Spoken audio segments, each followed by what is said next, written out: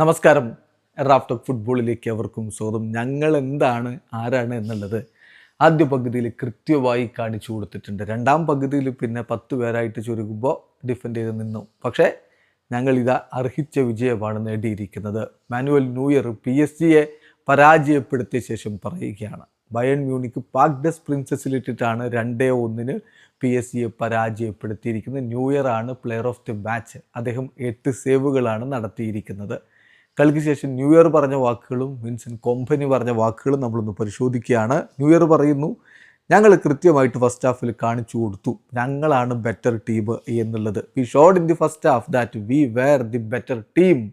ഞങ്ങളാണ് better team എന്നുള്ളത് ഞങ്ങൾ ഫസ്റ്റ് ഹാഫിൽ കൃത്യമായി കാണിച്ചു കൊടുത്തിട്ടുണ്ട്. സെക്കൻഡ് ഹാഫിൽ കാര്യങ്ങൾ ഡിഫറൻ്റ് ആയിരുന്നു. അതിൻ്റെ കാരണം ആ റെഡ് കാർഡാണ്. കാരണം 10 പേരെ വെച്ചുകൊണ്ട് ഞങ്ങൾ ഫൈറ്റ് ചെയ്ത് നിന്നു. ഏതായാലും ഇത്തരം സിറ്റുവേഷനുകൾ ഞങ്ങൾ ട്രെയിനിങ്ങിൽ പരിശീലിച്ചിട്ടുണ്ട്. ഞങ്ങൾ ഇതിന് പ്രിപ്പയർഡ് ആയിരുന്നു. തീർച്ചയായിട്ടും ഞങ്ങളുടെ അറ്റാക്കേഴ്സിന് അത്ര ഈസി ആയിരുന്നില്ല സെക്കൻഡ് ഹാഫിൽ. കാരണം അവർ എണ്ണം കുറവായിരുന്നല്ലോ.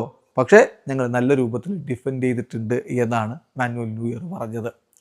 അതേസമയം വിൻസെൻ്റ് കോമ്പനി ഈ ഒരു വിജയം കൊണ്ട് ഇപ്പം ബയൺ കിരീടം ചൂടി എന്ന തരത്തിൽ ആഘോഷിക്കേണ്ടതില്ല, PSG എഴുതി തള്ളേണ്ടതില്ല എന്ന തരത്തിൽ തന്നെയാണ് പ്രതീക്ഷിച്ചത്. അദ്ദേഹം പറയുന്നു, ചാമ്പ്യൻസ് ലീഗ് വിന്നറെ ഇന്ന് തീരുമാനിച്ചിട്ടൊന്നുമില്ല, അത് ഇന്നല്ല തീരുമാനിക്കുന്നത്.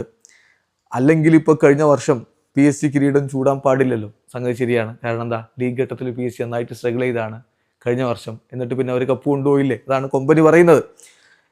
ദെൻ ഇപ്പോൾ നമ്മൾ അടുത്ത റൗണ്ടിലേക്ക് മൂവ് ചെയ്യുക, അതാണ് നമ്മൾ ചിന്തിക്കേണ്ടത്. സോ വളരെ പോസിറ്റീവായിട്ടുള്ള സ്റ്റെപ്പാണ് നമ്മളിപ്പോൾ ചെയ്തിരിക്കുന്നത്.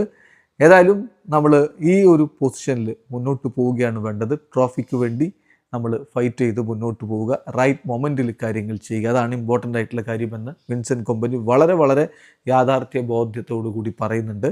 എന്തായാലും കളിച്ച എല്ലാ കളികളും വിജയിച്ച് 4 കളികളും വിജയിച്ച് 12 പോയിൻറ്റോടെ UCLൻ്റെ പോയിൻ്റ് പട്ടികയിൽ 1-ാം സ്ഥാനത്ത് വിരാജിക്കുകയാണ് ഇപ്പോൾ ബയൺ മ്യൂണിക്ക്. മികച്ച ഒരു ഫോമിലാണ് അവരുള്ളത്. തുടരെ 16 വിജയങ്ങൾ അവർ സ്വന്തമാക്കിയിരിക്കുന്നു. വീഡിയോ അവസാനിക്കുന്നു. ഫുട്ബോൾ ലോകത്തെ കൂടുതൽ വിശേഷങ്ങളുമായി റാഫ് ടോക്സ് വീണ്ടും എത്താം.